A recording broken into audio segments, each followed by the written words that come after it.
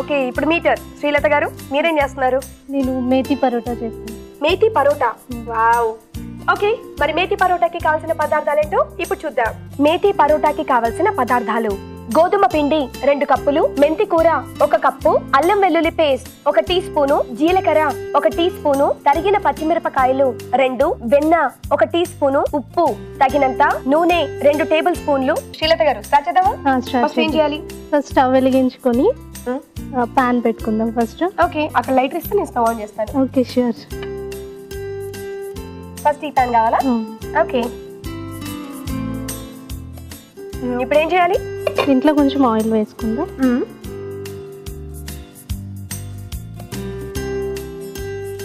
Oil కొంచెం వేడవుతుంటే జీలకర్ర. Okay,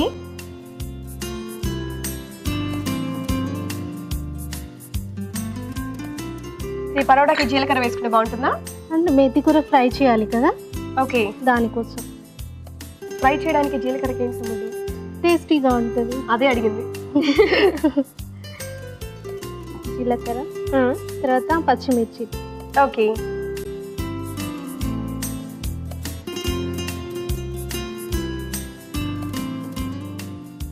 ఇలా ముక్కలు తినగలిగితే ముక్కల్లో వేసుకోవచ్చు, లేకపోతే గ్రైండ్ చేసుకోవచ్చు కదండి. గ్రైండ్ చేసుకో. అంటే చాలా మంది కొంతమంది పచ్చిమిరపకాయలు తింటారు, తినని వాళ్ళు పక్కన తీసి చిరాకు పడుతూ ఉంటారు కదా, అలాంటి వాళ్ళకి చక్కగా పేస్ట్ చేసి వేసేసుకోవచ్చు. జీలకర్ర తింటే కూడా మధ్య మధ్యలో స్పైసీగా వస్తుంటాయి కదా, ఇంకా బాగుంటుంది. నాకు ఇష్టం ఉండదు, అందుకని అలా చెప్పాను. నాకు స్పైసీ ఇష్టం. మీకు అలా ఇష్టమా? ఎవరు నచ్చినట్టు వాళ్ళు. తర్వాత అల్లం వెల్లుల్లి పేస్ట్ వేసుకుని ఓకే, కొంచెం అది సిమ్లో పెట్టా.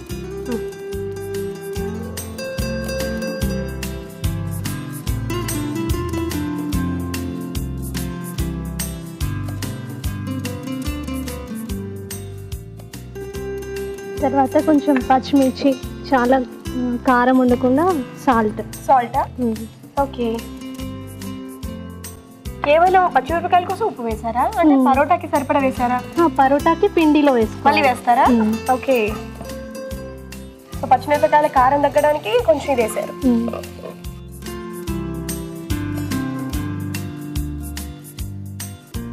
తర్వాత క్లీన్ చేసుకున్న మెంతి కూర.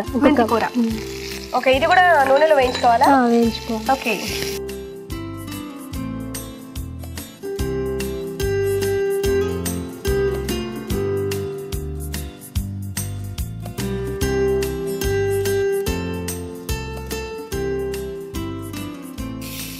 ఇది కొంచెం ఫ్రై అయ్యాక ఈ మిక్స్ని అంతా గోధుమ పిండిలో కలిపి మిక్స్ చేసుకోవాలి.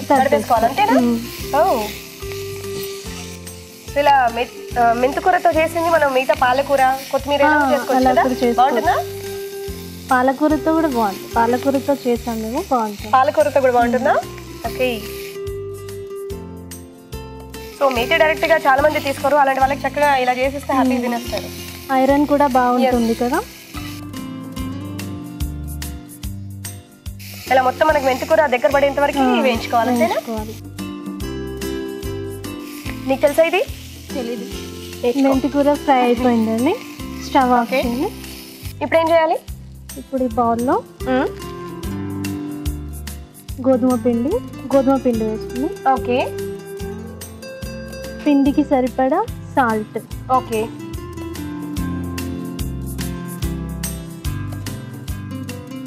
సాల్ట్ వేసుకుని ఆ తర్వాత మనం మెంతికూర ఫ్రై చేసాం కదా, ఆ ఫ్రై కూడా ఇందులో వేసేయాలా?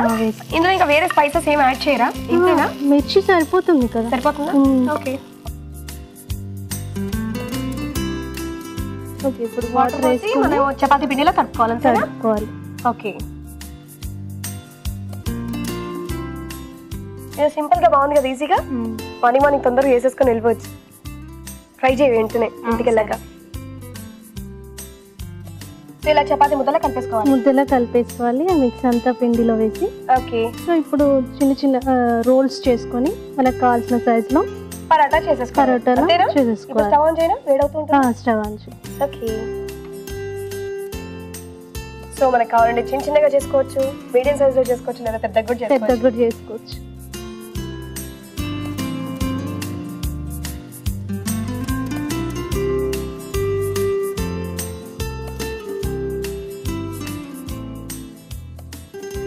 సో ఇది జస్ట్ ఆకుకూర కాబట్టి అలా వేయించి పిండిలో తడిపేశారు. ఆలు మెంతం కూరలా చేసుకొని మనం మధ్యలో స్టఫ్ లా పెట్టి అప్పుడు చేసుకోవచ్చు కదా? చేసుకోవచ్చు. ఓకే.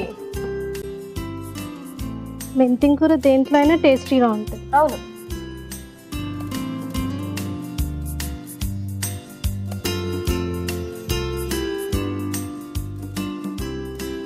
సో పొద్దున్నే బాక్సెస్కి ఇలా తయారు చేసేసుకుంటారు అనమాట. మా మమ్మీ చేసి పెడుతుంది అలా. అవునా?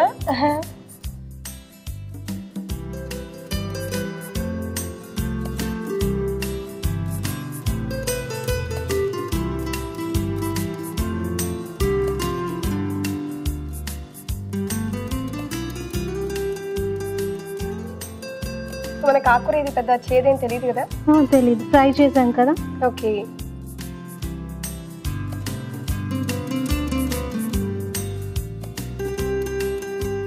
అమ్మమ్మ, మమ్మీ, తర్వాత ఇప్పుడు నువ్వు.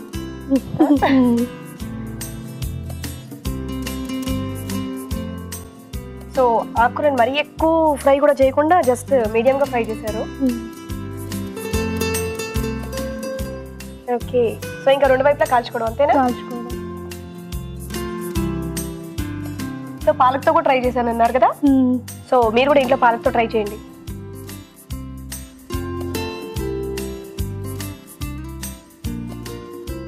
ఇదేంటి? అది వెన్న.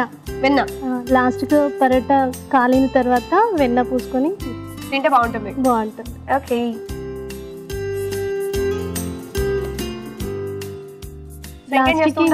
మీరు స్పెషల్స్ ఇలాగే స్నాక్స్ ఐటమ్స్ ఏవైనా ట్రై ఎక్కువ ఇష్టమా? సో త్వరగా ఏదైపోతుందో ట్రై చేస్తూ ఉంటారా? రైస్ తినాలంటే బోర్ కదా, ఇదైతే ఏదైనా ఇలా డైరెక్ట్ గా తినేయచ్చు అంటారా? రెండు ఇది కలుపుకొని అది చేసుకొని 3-4 వెరైటీలు చేసుకునే బదులు ఇలా ఒక్కటి చేసుకుని తింటే అయిపోతుంది. టైం సేవ్ కూడా అవుతుంది, హెల్త్ కూడా మంచిది. ఇంకేమన్నా అన్ని బెనిఫిట్స్ అన్ని బెనిఫిట్స్ కదా.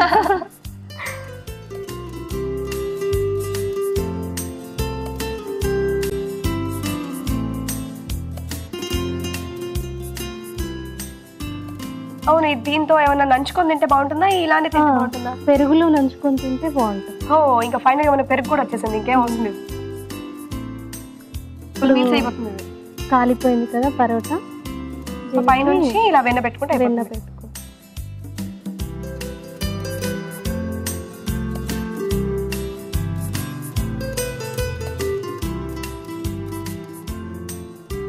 కావాలంటే నెయ్యి కూడా వేసుకోవచ్చు.